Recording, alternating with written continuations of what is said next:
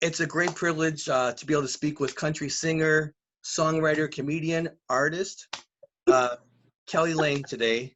Uh, Kelly's releasing her 8th album on September 18th called Old Soul. Kelly, thanks so much for taking time out of your day to talk to me about the new album. It's my honor. Thank you for having me. Absolutely. First, I thought maybe you could tell us a little bit about the concept of how this album came together, how you thought this through and put this album together. Well, the last album that I put out was called Obsession, and it was all solely written by me, and it was a lot of pressure. It was, and when you put something like that out, it's very personal, and people can see your innermost thoughts, and it was stressful to me, although Yeah. I'm really glad that I did it, and I felt like it went well. I just wanted something fun, something that I would enjoy and not have any stress on me. And these songs that I chose for the new album, Old Soul, are all songs that I loved from childhood and my teenage years, things that you'll hear even still, like at the grocery store or whatever. You'll hear Every Breath You Take, or, Can't Take My Eyes Off of You. These are just songs that everybody just tends to go back to when they go to a more safe time in their life. And what a better time. We need that, don't we? We sure do. We sure do. I love this. I love the songs that you came up with. I went through all of them, and there was only one song I didn't know real well, and I know it now.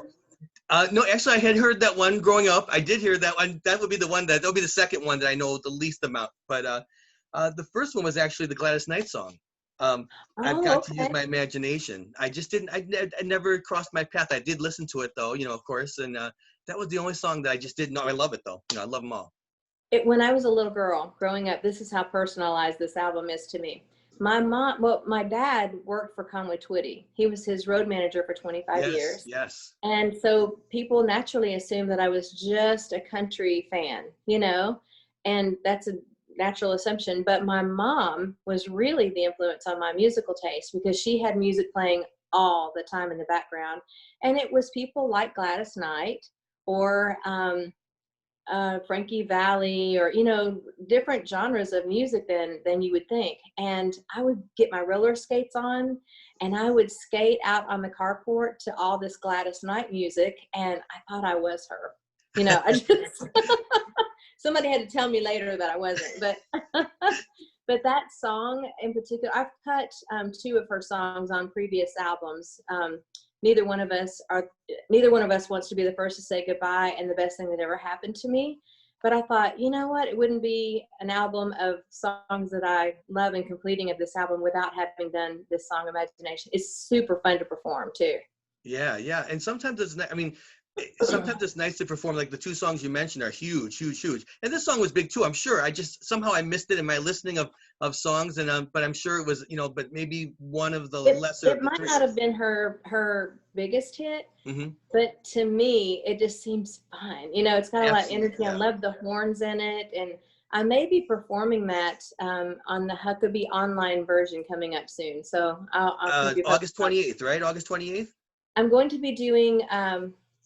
Oh my goodness, Let's Stay Together on TV. Okay, on TV. And then they're going to have me do an online version. So I'm hoping it's Imagination. It'd be fun to do something that people might not be aware of. Yeah, that would be great. So you got an online version, and then you have a TV show with them then, okay. I do. Okay. Mm-hmm.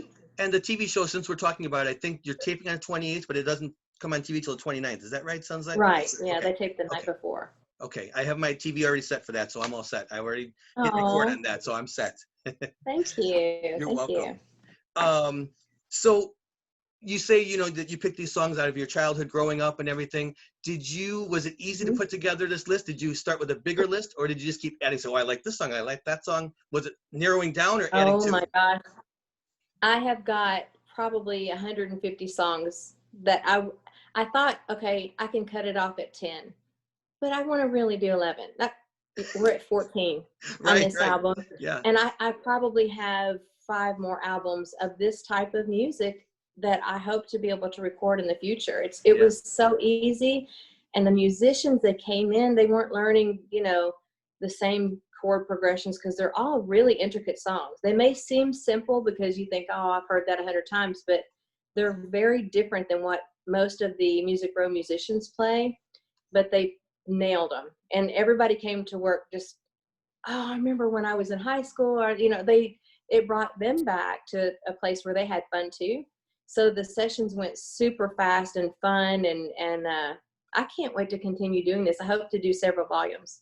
That would be great. I mean, it's a great to be able to do that. And, sometimes, like you said, it's less pressure. Like when you wrote all those songs, I mean, I know you've written a lot of songs and written for a lot of people, but it is a lot of pressure to I'm sure. I write songs a little bit too here and there, but I mean, nowhere along the scale of the number of songs you write. And it has to be kind of that pressure, especially when it's like, okay, maybe you have a deadline in your mind or set by a company to get an album out by a certain time. Where are these songs going to come from? And this is a way to put some songs together and say, I love these songs, let's record them.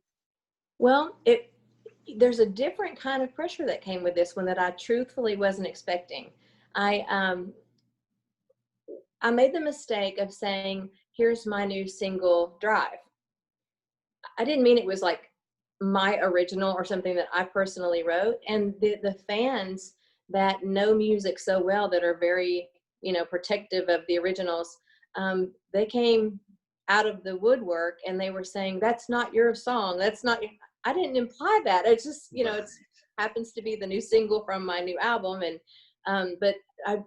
that brings me to the point of, I didn't record these to make a better version. Kevin, you can't. I mean, they're classics, Yes, yes. So tampering with that, I would never want somebody to think that I was, trying to improve upon, because they're perfect as is. But I just wanted to honor them by recording them because I love them, Right.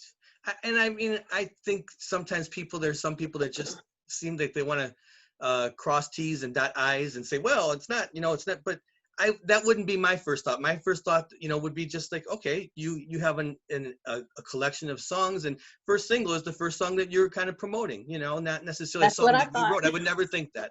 But there are people that, very specific and very, but I love that. I was excited to see that this was the first song from the album you were doing. I don't know if you can see in the background, there's a Cars thing on the wall there. It is. Back in the background there. Oh my gosh. So I'm a big fan. I would say it's my favorite band. I mean, I listen to bands all the way across, all genres. I worked in the music industry, doing a lot of different things, and so I love all types of music. But I have to say they're my favorite band. And so when I saw you were doing a cover, I was like, wow. Well, I know that it's been done by a few men. I know Tim McGraw had a version of it, actually. I forgot about that. He had a version, and it was really cool. But I don't know, and you might correct me, I don't think there has been a female version of it. I don't think so. And I mean, I was excited too, because there aren't a lot of covers of Cars songs, period. They haven't been a lot. So I was like, so refreshing to hear it as a fan of that band. It was nice to hear someone else. I think it's a very positive thing. I never would think someone's trying to replace the old version. I think it's neat to hear. I've actually thought sometimes of making a CD of just the different versions of the songs that have come up over the years, just to toss into my car, like 10 versions of the same song that maybe I like.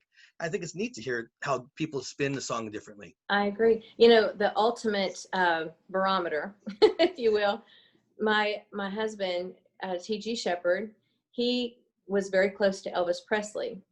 And I was kind of second guessing myself, like, should I be putting out so many cover songs? This, you always, as an artist, you second guess everything. Sure. He said, Elvis was the king of covers.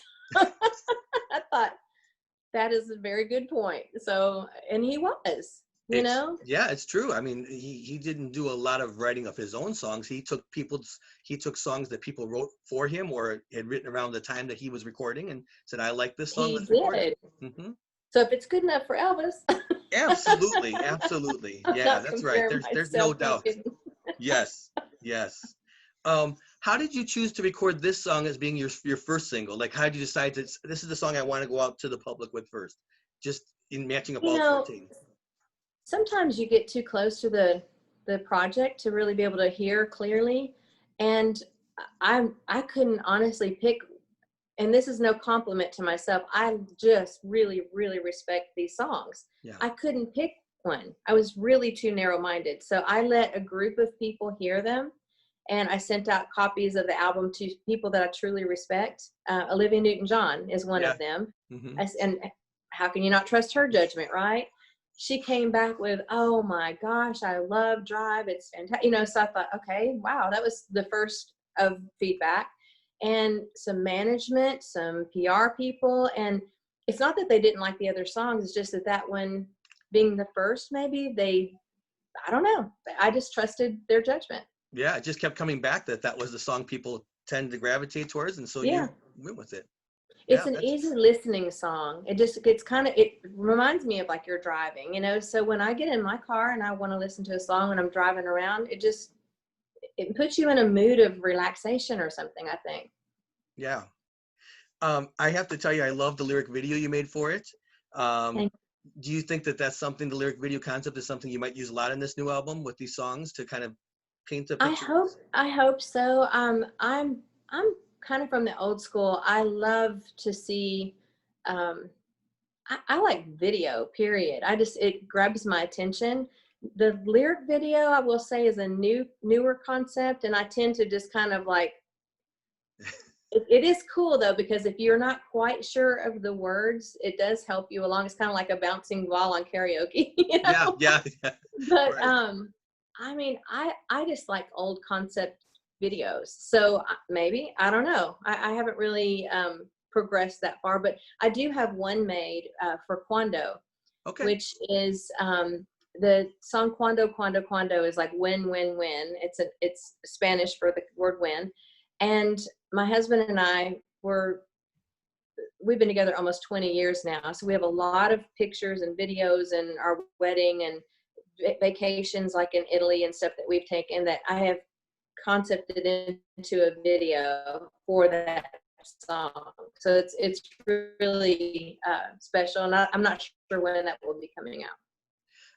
I think it's maybe a mix of regular videos, the old-fashioned concept of the video, and then an occasional lyric, because it'd be a lot of pressure to make 14 videos, right? I mean, to make 14 regular old-fashioned Mm-hmm. videos, but to be able to make a couple of videos that are actually the old style, filmed, and then, do a little bit of lyric videos. Yes, I think that's a great idea. I'll take your advice on that.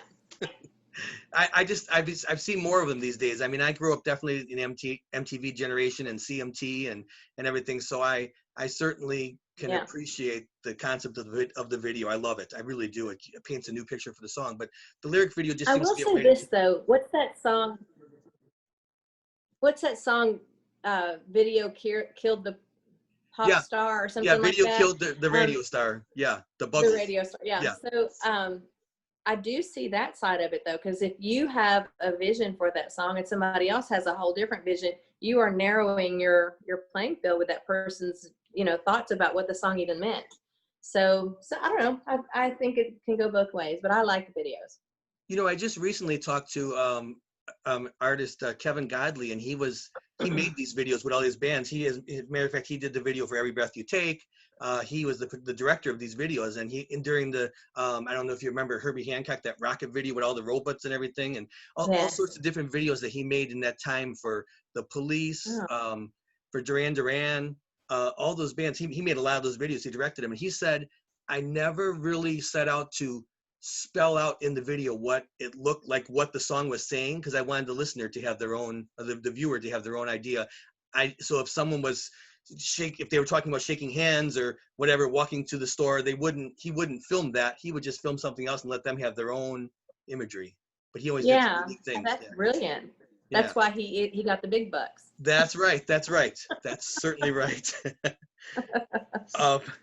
So from this collection of songs on this album, is there any one song or maybe a couple that you're like, boy, I hope the person that originally wrote this song happens to hear it and just kind of throws me an email or a text or a Facebook post says, why I love this song. Just that ultimate feeling of. Well, I would love for Gladys Knight to reach out. That would be cool. Yeah. But one person who I hope never hears my version is Celine Dion. No, I'm teasing. I would love that too. I'm kidding. But I had another song planned for the end of the album. I had actually recorded The Way We Were. Oh, okay. The Barbra Streisand song. I have it in the can, but I never released it. we went to see Celine Dion in Nashville at the Bridgestone Okay. for my birthday this past January. And I sit there and watched her concert, and I love her songs or whatever, but when she sang All by Myself, I don't know what happened to me. I had an ugly cry. I mean, it was just like, and I wasn't the only one. I was looking around going, oh my God.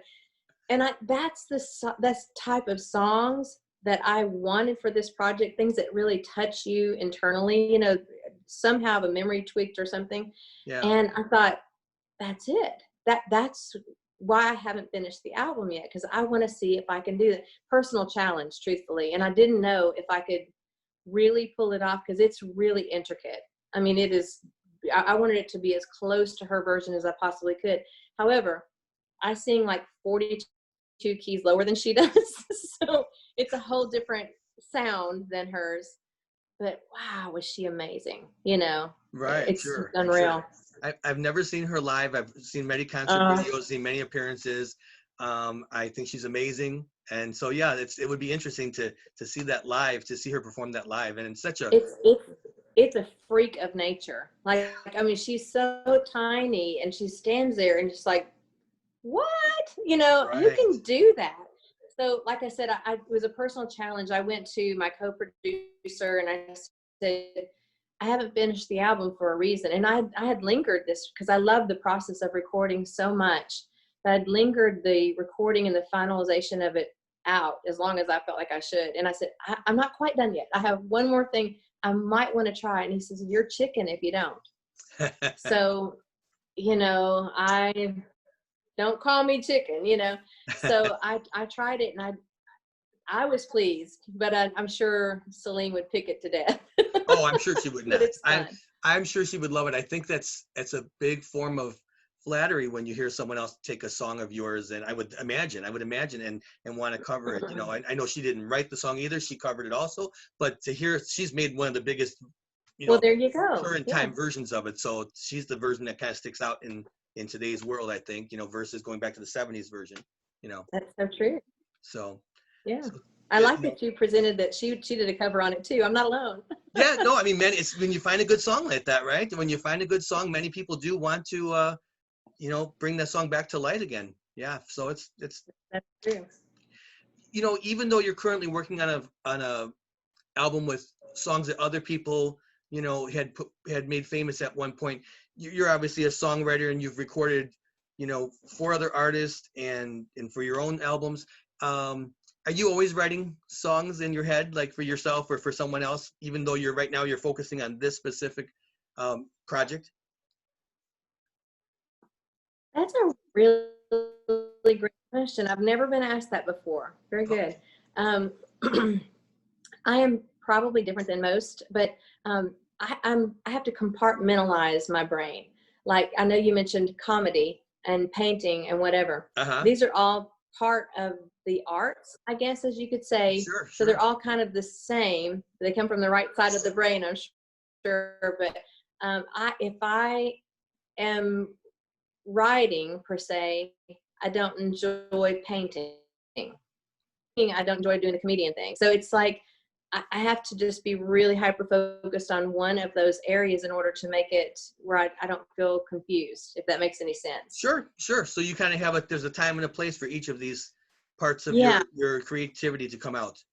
Yeah, I like to paint more when it's colder outside, so I'll stay in and go into my studio upstairs and I'll paint more when I have nothing else to do, Right. And I would have thought I would have painted more during this time with the pandemic, but I just enjoy being outdoors more. I'm grateful that it's summer right now because I've been able to enjoy home and being in my pool more. But yes. The comedian thing, I'm glad you touched on that. I have a comic character named, it's my alter ego. I'm actually more like her than I am Kelly Lang, but her name is XOXO. And she'll be making an appearance on Huckabee soon too. Oh, good. I've seen a lot of footage from different appearances you've made with XOXO, and I just love it. I watched you make turkey with Lori Morgan as XOXO. I enjoyed that. What's funny? When Lori and I were writing that album together, she was talking about a convention where country fans will come to, and they know way more about the artist than the artist might know about them. Uh-huh. But she said, I've had some people, they demand that I know them, whether I know them or not, you know, and she says, it's so concerning because I don't want to offend anybody, you know. Right. And I said, yeah, and I want to know what they look like. She was describing what this person might be wearing or whatever. So I went home, and I'm embarrassed to tell you this, but all of this was in my closet. I put every animal print on and every sparkle and twang thing that I could put on, a jet black long wig and a red cowboy hat. And I came to my next writing session with her dressed as this, you know, very enthusiastic fan. And so we just kind of came up with a backstory of where she's from, Bucksnort, Tennessee, and she moved to Nashville to become this huge star, waiting for the Opry to call her at any moment, you know, and it shall not die. I've tried to kill her off 1,000 times, and she keeps popping back up. Somebody wants to know about where she's at. And I'm like, oh my gosh. and didn't she park her trailer like about a block away from the Grand Ole Opry, right? Waiting for that call, right? She did. She indeed did. And, you know, she'll be waiting for a minute with the pandemic. I think she's not taking it personal at this point. Well, I had so much fun watching some of the video, like when you were on Huckabee, when XOXO was on Huckabee, watching him kind of crack up in the background. Like I wasn't expecting this, and it's just kind of fun to watch those moments. Thank you. Well, that I just think it's because I am so much her. I have to really watch what I say. I had to be very guarded when it came to that particular show because I didn't want to say anything that would offend anybody. But it's just in fun. I mean, it's one of these things. She's one of these characters that can get by with saying things because it's not really me saying it. Right. That's kind of fun to be able to do that, isn't it? It's kind of fun to be able to oh, yeah. Oh, yeah. You get to stretch your opinions a little bit easier. Yeah. But right, because they're not necessarily yours, right? You know what's really funny is my husband, he loves XOXO. He loves her. He's like, I miss her. And I'm like, who would want their wife to look like that and dress up like that? You're crazy. But he gets a kick out of it. It's so neat to see as I watch so many, you know, the different interviews that you've done, or to see some of the footage that you guys support each other so much in your careers. You know, that you're both very supportive of each other's careers. And it's just kind of fun. I mean, I've watched a lot of footage. I saw the Newlywed Game where you guys sat down and you did the Newlywed Game with your daughter. I saw the video where you went through your record collection together. Just lots of fun stuff. And then I could just tell it's a mutual admiration for each other's body of work, you know?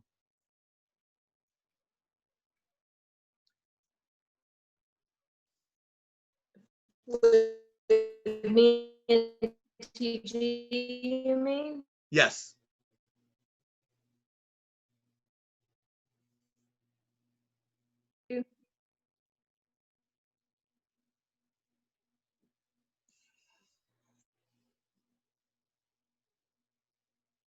Kevin? Yes. Zoom is playing with our video a little bit. Yeah, Zoom is playing with our video. So I missed part of the question. You were talking about my mutual respect with TG's music. Is that what you're talking about? Each other's careers, both of your careers. It's just fun to see you talk about each other's careers, and I could just see there's a mutual respect for the music, you know, of each other. Absolutely. You know, somebody in an interview the other day was asking me if there was any type of what is it when you have a rivalry, like a I can't think of the word she used in particular, but there has never really been that. You know, I have such respect for where he has come from and what he's done. And I mean, he's had 21 #1 hits. Like, who does that? You know, so I am super, are you there? Yes. I am super, super proud of him. And he's seen me from, I used to be an opening act for his shows when I was a kid, you know, so he's seen me evolve and grow through stages. And he was always really supportive of my music, even when I was a young girl. And I mean, we both have our separate careers, though. I think that's the key to it. If we worked only together, it might rub us the wrong way. But we have such separate careers that when we do get to work together, it's such a pleasure. You Yeah. know, Yeah. we have great respect for one another. So it works out really nice. I can tell that definitely that mutual respect is definitely, you know, in the music business, that the two of you, both creative forces in the business, very supportive of each other's career. So that's neat to see. I'm glad that translates. You know, we never really know what other people are thinking. That does not motivate us as to what other people think. But I had a really sweet compliment from um, Joe Bonzel from the Oak Ridge Boys Okay. Yeah. regarding our relationship. And if you don't mind, I'll share it No, with you. It please, was just please, so please. sweet. Yes. TG and I were walking into a grocery store and just doing our thing. You know, this was a while back. Didn't pay attention to anybody around us, didn't think anything about it. So imagine my surprise, a week or so later, I bumped into Joe Bonzel at a restaurant. He said, "You didn't know I was watching. I was sitting in my truck and I watched you and TG walk into this grocery store." And I'm like, "Stalker?" No, I said, "Where are you going with this, Joe?" And he said, "He helped you out of the car. He held your hand going in. You patted him on the back and gave him a kiss before you walked in the store." He said, "Love like that really doesn't exist anymore. At least I was thinking it didn't." And he said, "It really spoke to me." He says, I just want you to know, when you don't think people are watching, they are." And that, it made me like, wow, you know, that's powerful to me. And for you to acknowledge that we seem to have respect for each other in the music industry, that's cool, you know, because we don't even think about that. Yeah, I mean, I just think it's really obvious just from the different things I've watched. It's so refreshing. It is, you know, I the respect in a marriage, and also when careers, you know, are similar like that. It's just so neat to see. It's so obvious. You know, it's neat. So you're, like you said, you're not thinking about that. You're living your life, but it's obvious Yeah. to people around you. And I'm sure to people who really know you, your friends and your family, I'm sure they're inspired by that. I'm sure they're inspired by that. Oh, well, thank you. Well, we both come from relationships that didn't work or didn't meld together Hmm. well. And so I think we just have a greater appreciation for, now that we are with one another, we know what the difference is. And we just honor and cherish that. And we pray over our marriage every day, you know, and it's important to protect it and keep it sacred. So we really appreciate somebody even noticing that. It's very important to be able to pray on it, because there's lots of things that can rip it apart in society and in life. So it's nice that it's a sacred thing for you. That's It that's is. that's It inspiring. definitely is. Thank you. Um, are you okay for time for a couple minutes? I would just want to respect your I've time. got I've got all the time in the world. Thank you so much. I just have a few questions. I wanted to explore a Sure. couple more parts of your career. So, are there any other songwriters out there that you really would love to collaborate with, that you've been saying, oh, if I could just sit down for an hour and write with somebody, or write a song for them, even, you know, for somebody or with somebody?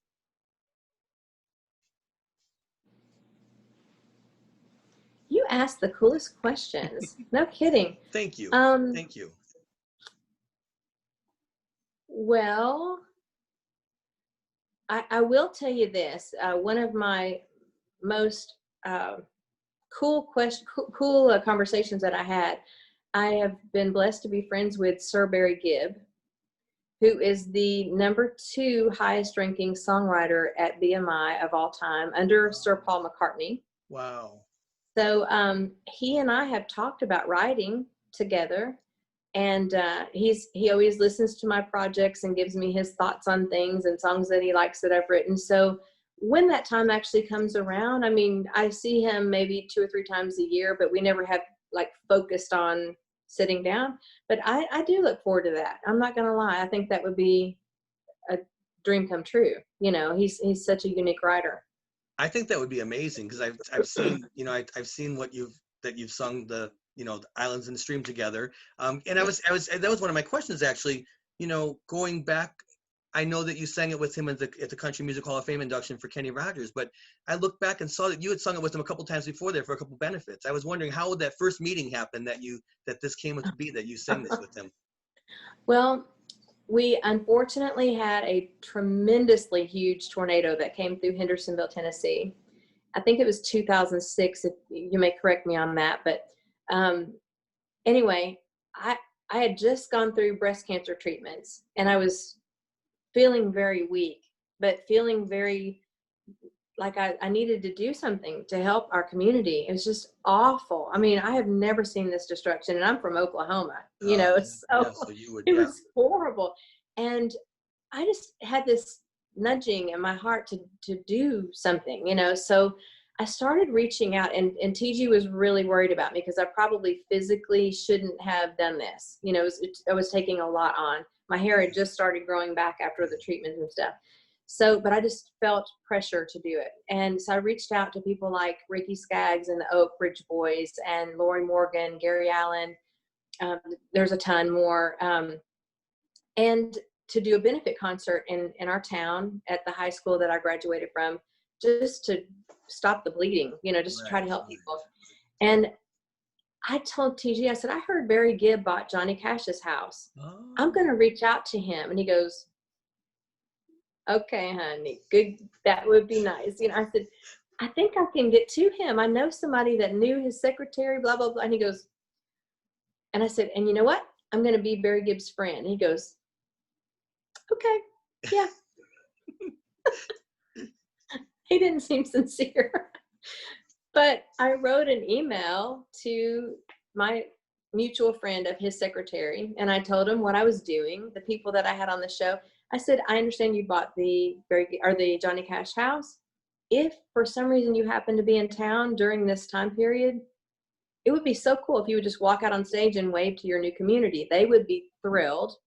And, right. you know, and 3 days later, I get a phone call. I was driving through McDonald's ordering an ice cream cone, and I get this phone call from his manager, and he says not only will he be in town for the first time even seeing his house, but he wants to perform with you. And Oh, how I'm like, wonderful. I thought I was gonna die. I really did. I didn't believe it at first, but that offsetted a whole. We've been buddies for 13 years now, but I met him in the Cash house. He was sitting on June Carter's bed playing a guitar, and Wow. we sang that together that first day. It was magical. He calls it serendipity because, you know, he never sings with anybody like that. That's just, and he hadn't been singing for probably 7 years prior to that. So his family is always like, oh, thank you for getting him out of the house and singing again. But it was unbelievable. I'm not gonna lie. I can only imagine. And I'm so happy we got to talk about that because I had no idea that's how it came about. Yeah. And boy, I have a chill in my spine just thinking about how neat that moment had to have been that he It said was yes and unreal. then yeah. I don't get to, thank you for allowing me to share that because I don't get to share that very often. And we've remained friends. We go on vacations with them all the time. We went to Australia with him and Olivia Newton-John. Oh my Now that goodness. was wild. I'm That's sure. like, oh my God, it's like traveling with royalty in their home country, you know? Right, So right. it was really, I just feel like uh, it's unbelievable. Like, who am I? I get tickled with it, seriously. Oh, I'm sure. I'm sure. I'm sure. Um, well, that's such a neat story. And then to see, then you ended up doing that duet a couple more times and ended up doing it for Kenny Rogers Yeah, induction. we did some benefits down in Florida. We like I said, we travel together sometimes. So we have a secret meetup place that we all like to go in West Palm Beach. And like for TG's birthday one year, the family came up and we all sat around the beach and he played guitar and sang us a 3-hour private concert on the ocean. Oh my goodness. You know, who does that? It's just, and I'm not saying this to brag. I am seriously like humbled by this. It's unreal. You know what? I think God just really truly puts me in places that I would never have thought or dreamt of myself being able to do. But yeah, he's a wonderful friend, and we performed not only at the Kenny Rogers induction, but on the Opry the next night too. So that was really Wow. a highlight for me. So neat. So neat. And I think that if anybody knows you well, or even people who don't know you well, they would know it's never a bragging moment. It's a moment of just sharing with someone else. Like, I love music, and you could tell that in our conversation. I hope it shows that I'm very passionate about It music, you it know. does. Yeah. And it's just so neat to, I always find myself prefacing stories with my friends, you know, that, you know, I never want you to think I'm bragging about this. I just share this with you because you love music, you know, and I always find Yeah, myself that's how saying I that. hope. That's how I hope that I come across. I am just as starstruck or excited to Uh-huh. meet somebody just as you would be Right. excited to meet the Cars, you know. And Sure. it's just there's some people you just have extreme respect for, and you can't believe you got to know them, you know. So Right. it's the same. It everybody's got somebody. For my husband, it's Willie Nelson, Okay. and you know he's worked with him several times, but anytime Willie calls, he just turns into a little kid. You know, it's adorable.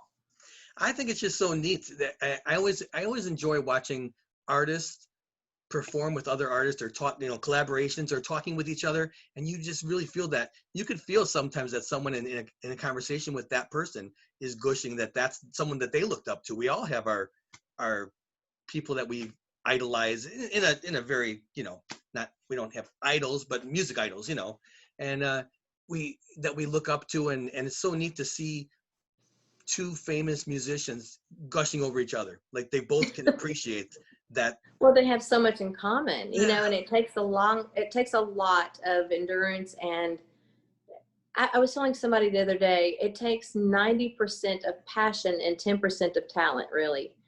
And, you know, the endurance to get somebody to the level of Sir Barry Gibb, Yeah. I don't even, there's no words really. And Olivia Newton-John, same, you know, I mean, she's done so many movies and done so many wonderful things in her life. And I will have to say, female wise, as a friend and somebody that I admire and look up to, there there is no other. I mean, she is the real deal. She is so loving and so kind, and I'm blessed enough to look at her as a sister, you know. That's wonderful. Yeah. I mean, I just watching from the sidelines in her career, I've always felt that warmth about her, and anything she's ever said or done. You could just tell it. She's, what you see is what you get with her. I could just tell. It's Always. so true. Yeah. It's so true. She's she knows what she wants. She's a strong woman, you know. Yeah. Um, and I love that. I love that Yes. about her very much. When we take pictures together, she directs the light, you know. Hold it up higher and make sure you look this and lights, make sure the lights, you know. But I Yeah. learn from her, you know. Yeah. Yeah. That's wonderful. Um, with so when you're not doing your music, or your XOXO is taking a break for a moment, you know, when that's not happening, you're doing some oil painting you talked about, and yeah, I would agree. Like in the winter, it's always easier for me to do inside projects because I feel like I'm missing something when it's nice outside. I can't be Me inside. too. Yeah. Me So, too. but you've done a lot, and if I understand correctly, you just one time you had gotten an oil paint set of oil paints, and you just started trying Yeah, this. You just, yeah. My brother is a professional artist, and my mom dabbled in painting as well. And so my husband bought me an oil painting kit just for the fun of it, you know. yeah. And I thought his birthday was coming up, or I think it was his birthday. So he wrote the Folgers theme song, "The Best Part of Waking Up." I read that. So I Yeah, I thought, saw it I'm going to online. paint him a little coffee cup. It's like an aerial view of a Hmm. coffee cup for his gift to thank him for giving me my oil painting kit. So when I took it into the framers to get it framed, the lady tried to buy it from me. And I thought, I might okay. have something here, right? I might have something here. So I said, I can't sell you this, but I can paint you one. So that kind of sparked my, I wouldn't have ever thought of myself as that, you know, but I ended up selling a lot of paintings, like made more money with that than I did music for a while.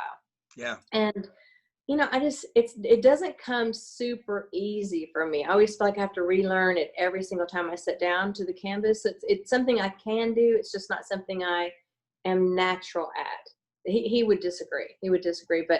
Um, it's the same with writing songs, though. Every time I walk away from writing songs, I have to get back into the swing of it again, you know, before I can Yeah. do that.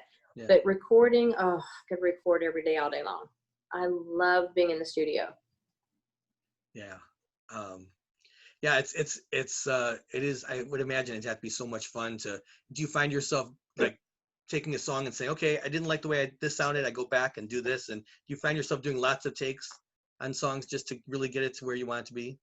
Or Well, can you be satisfied and say with one recording, say, no, that was good, I like it, I'm ready to walk away? And just sometimes we touch things that were good in the first place. well, I'm fortunate enough that my co-producer, Buddy Hyatt, he knows me so well now that he knows when I'm capable of more, and he'll push me just a little bit. But sometimes you can push an artist too much and they'll start closing down and resenting this, being pushed that much, and takes the pleasure out of it. Yeah. So I can I can I know when I'm doing better than others. And I know if I might just have a better verse in me or something like that. So I'll pause myself and go, that I can do that better. But that comes with time, that comes with relaxing into knowing that somebody that's behind the board has got your back, and you can sing with abandonment. Cause it's like, I don't like to rely on tuning too much, because everybody does, Right. but I know that if I did something that was just really off, I will re-sing it, or it can be helped a little bit to if I like the emotion.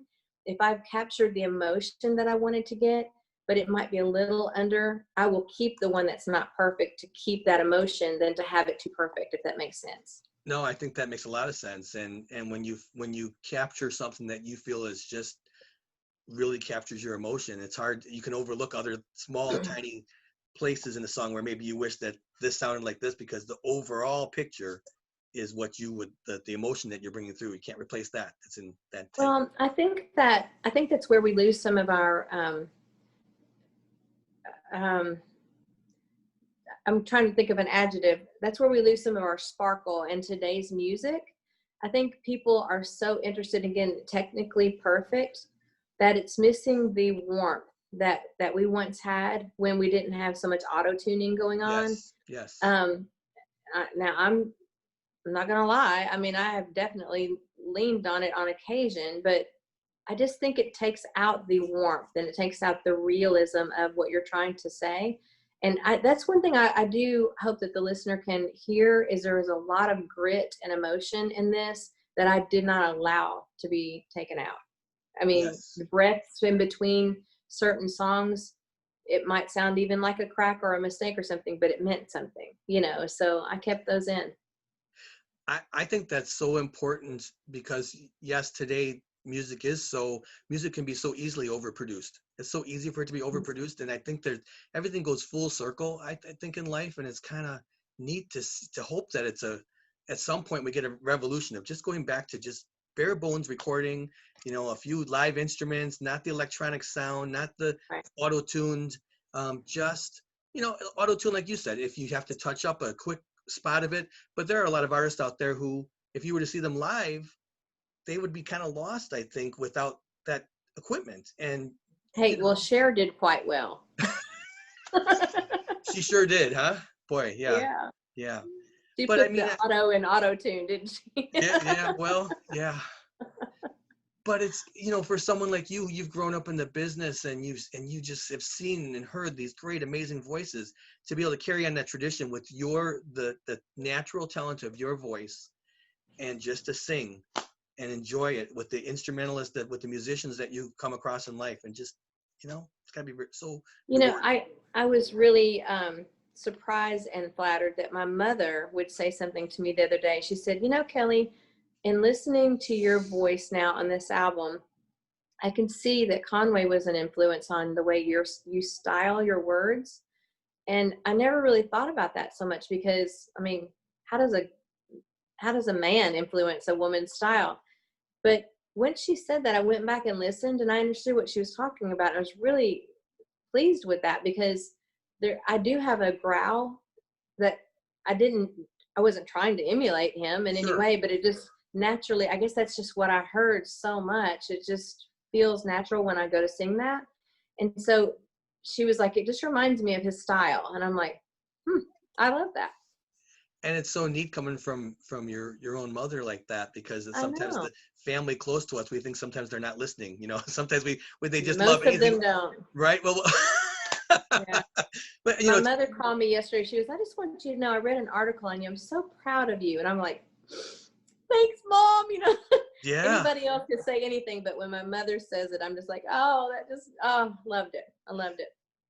My dad is not musical at all, and as a matter of fact, he told me that when he was in choir as a kid, they told him just move your lips. That's how unmusical he is, and I think that's a horrible thing for a music teacher to say to somebody. But they told him just move your lips. Please don't sing in the choir. And I thought that was such a horrible thing for them to say. But I got it's kicked out of the church choir no twice. way, no way. I did. One time I was too loud, and the other time I don't know how to read music, so I didn't follow along with the hymnal. So they asked me politely if I could just leave. Always, Can you I believe always that? have. I always have an issue with that in the church sometimes. I just like, we're singing to God. We're singing to help praise God. How could anyone ever do that to anybody? I've heard that happen though. I was bad, for real. Like, But but I don't blame still, them. even so, I've had students. I teach music lessons too. I do some vocal lessons I teach and everything. Like yourself, I do a lot of different things in music. I'm not satisfied with just one thing. I like to have lots of Mhm. hobbies in music. And I've had students tell me that they've been booted from their church choirs. And I always said to them, I said, how could they? I don't care if a person couldn't carry a single pitch. You're singing for God. And how has that Mhm. happened that they would how did they turn their back Well, on I them? guess we lose focus. We lose perspective of what the person's doing. But I mean, truthfully, I can't read a lick of music, and I was upsetting the person next to me. So, I mean, I should have just been moving my lips, truthfully. But Mhm. I realized though that I'm not a group singer. That pushed me to be more of a soloist. Yeah, So we all have our lanes, and I guess that was my push out of the nest, and it was okay. right, right.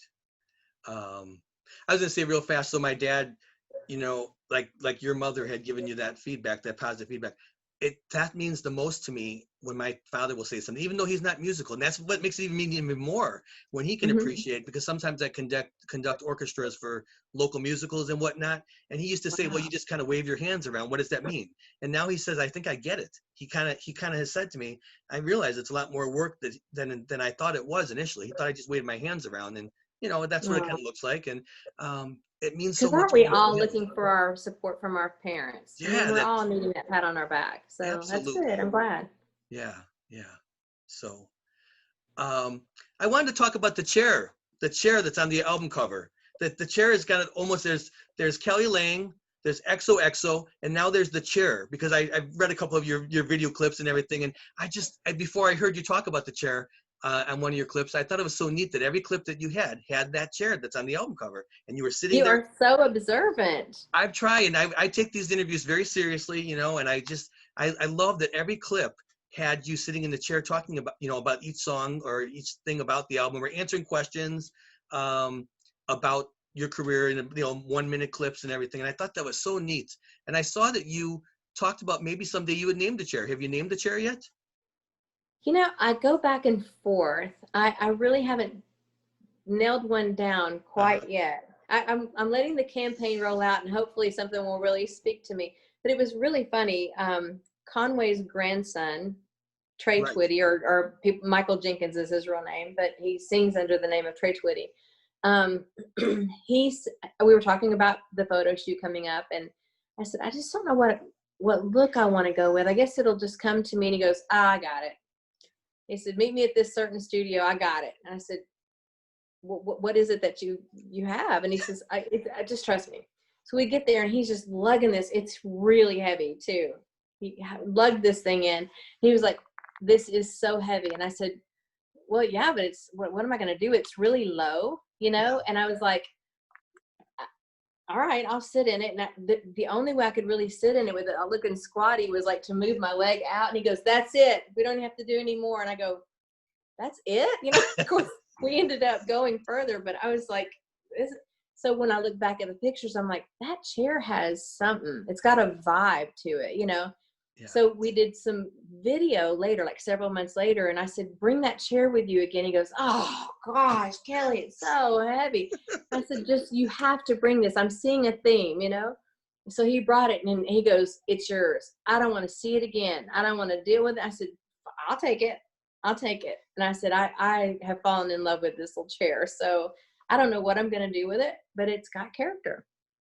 I just think it's so neat. It kind of connects all of your conversations, and it's such interesting branding to the album. Every time I see that image on one of the videos, I'm like, oh, and it makes me think about Old Soul. It makes me think about the album that's coming out and think about the album cover, and it just kind of Well, connects the whole project. I love it. thank you. That's the goal. I did Yeah, good. yeah, absolutely, absolutely. Thank you. Um, is there anything else that you'd like to tell people that might listen to watch this interview that about this project that really will help them? There's so many choices out there when they purchase music. There's so many artists out there and fans of music that maybe haven't heard you yet, and fans that have. And you know, what can we tell them that would really help them to know this is from the heart? Well, I am pretty involved with social media. I try my hardest to get back to each and every one. It's hard. It's especially a little bit busier that I get. It's been harder, but I like the personal connection if I can with the fans, and so I would really like to encourage people to go to YouTube and please subscribe. We're going to be putting new shows out on there that people might not have ever seen this type of content on me before. So that would be fun for everybody to get to know a little bit more about me, even offside of music, Sure. Mm-hmm. But music-wise, if you can just go to kellylang.net. We have a new store, and I'm really excited about a few of the new items that are coming into the store, and you can pre-order a copy of the CD in there. But we've got some really fun t-shirts and puzzles. Did you notice that we did the puzzles? I love it. I saw the puzzle in the store, in the video in your online store, but I saw you putting it together in those video clips, like kind of announcing the album, and it's right. Very creative. I think in a world where I just love. I used to work in the music industry and for the record labels, and I love the old-fashioned promotion of things before the internet. But with the internet, now that we have it, there are so many more things that we can do, and it's just kind of neat to be creative like that. And you've certainly been creative in how you're getting the word out with the puzzle, like building it, and I thought it was really neat. Well, if coming from you, that means a lot to me, because I just was looking at, well, golly, there's so many ways you can just say, hey, here's my new album. Right. But if people are home bored, they're putting puzzles together. I thought, I'm bored too. This works perfect, so Yeah. we had so much fun doing those. And I've done a whole series also. You'll be able to see this too. I kept thinking, for a fan that might not know me as a person, they might know of my music, but they might not know me as a person. I also wanted to create some personalized questions and answers. So here's the thing. If you haven't seen a pattern just yet, on Mondays, we'll be putting up videos, and they're basically describing each of the songs. Okay. So in the black leather chair, I'm going to be sitting down and explaining the songs as to why I recorded them, what year they recorded, whatever, On Wednesday, I've been really blessed with some very powerful quotes of support from people that I admire and look up to, like BJ Thomas and Lee Greenwood, and Joe Bonzo has one, Larry the Cable Guy, Crystal Gale. I mean, people that I thinking, wow, how kind of you, so you'll see quotes from people that have heard the album.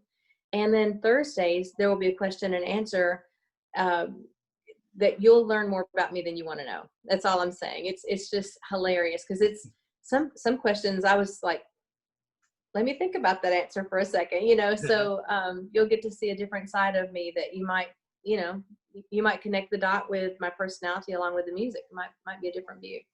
I think that's so wonderful. And I think I didn't see the trend yet. I did see a couple I saw you explain Drive. I saw you talk about,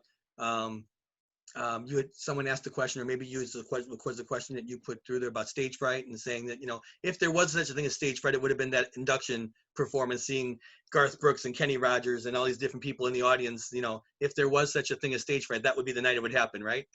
Oh, it did. It was intense that night.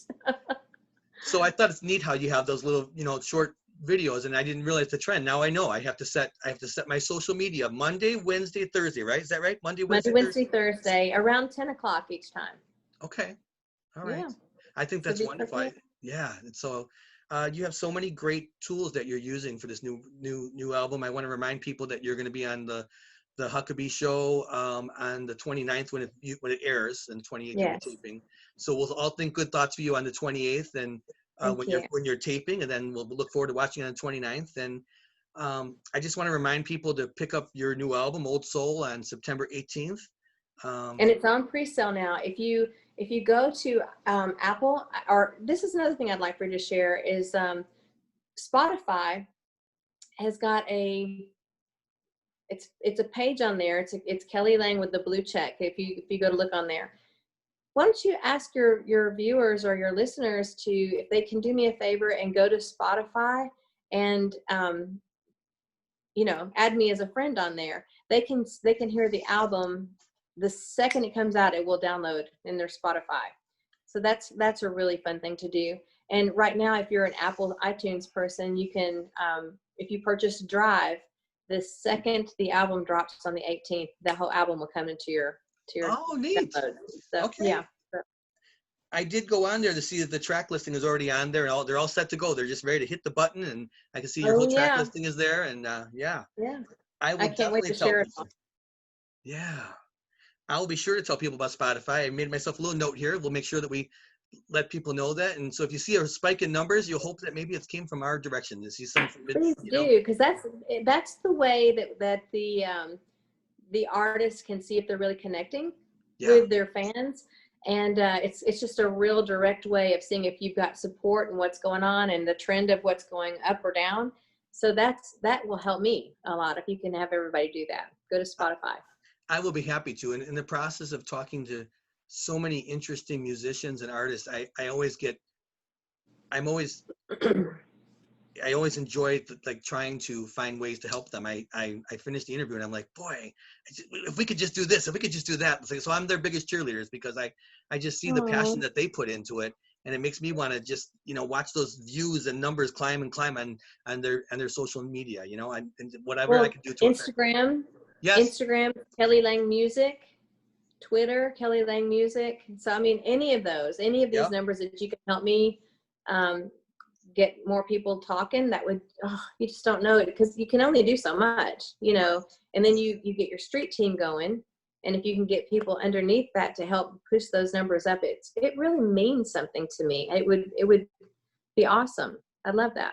Well, you have my commitment that I would love to help, because I'm really excited about the project, and that's part of the whole process, is trying, helping other musicians, helping people through the process of social media to tell your friends, right? Tell your friends, tell your family. Thank you. So thank you. I love that.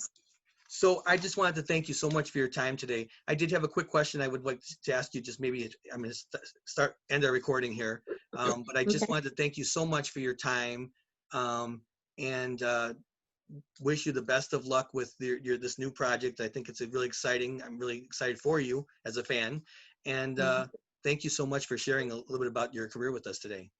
You're so welcome. I'm just, what a powerful interviewer. You're wonderful. Thank you. That's very sweet of you to say. Thank you so much.